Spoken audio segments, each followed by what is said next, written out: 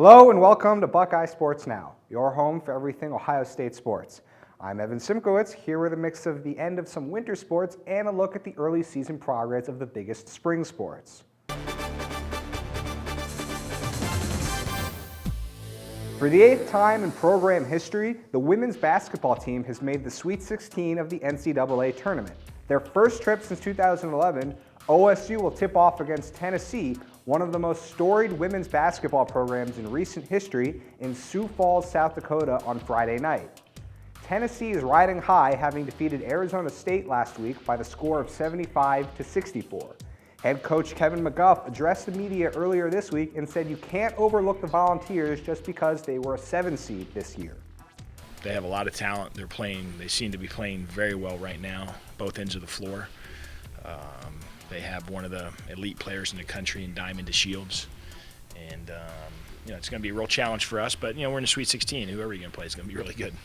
Kelsey Mitchell continues to streak. She set an OSU tournament record game, 45 points against West Virginia, and she expects to see the bulk of the touches as long as Amherst Alston is still dealing with a sprained wrist.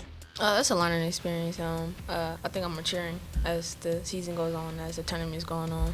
So I'm learning a lot from my mistakes and changing as from offense to defense, even as the game goes on. So I think I'm learning a lot. As for Alston, she said on Tuesday that her wrist is continuing to improve, and the team was very relieved to have a week off after she played 21 minutes in the win over West Virginia. Now, as for their game Friday, the winner will head to Indianapolis for an Elite Eight matchup against the winner of Syracuse, South Carolina. As it warms up around Columbus, the baseball team plays more of their games in the friendly confines of Bill Davis Stadium. They have 4 games this week, the first of which was a single game against Xavier on Tuesday. Despite getting down early after starting pitcher Ryan Feltner gave up 10 hits and 5 runs in 4 1/3 of an inning, freshman Brady Cherry hit a game-tying grand slam to spark the offense, which pounded out 5 additional runs in the 7th and 8th inning to secure sophomore Austin Woodbury's 3rd win of the season. Head coach Greg Beals spoke to the media today in advance of their weekend series against Northwestern.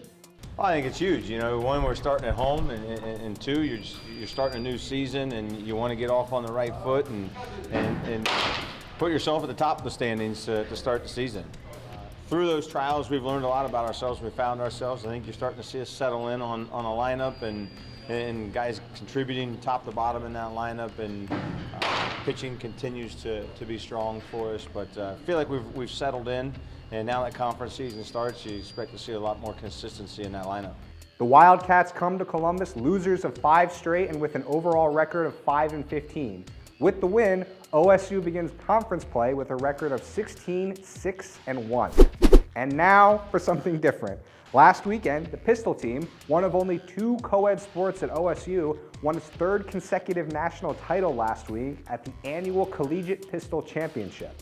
The title was OSU's 4th in open competition in 16 years and Coach Donna Knisley's 8th since arriving at OSU in 2000. The Lantern caught up with Coach to review the title. I have to say it's a lot different. I lost a lot more sleep. I was really nervous.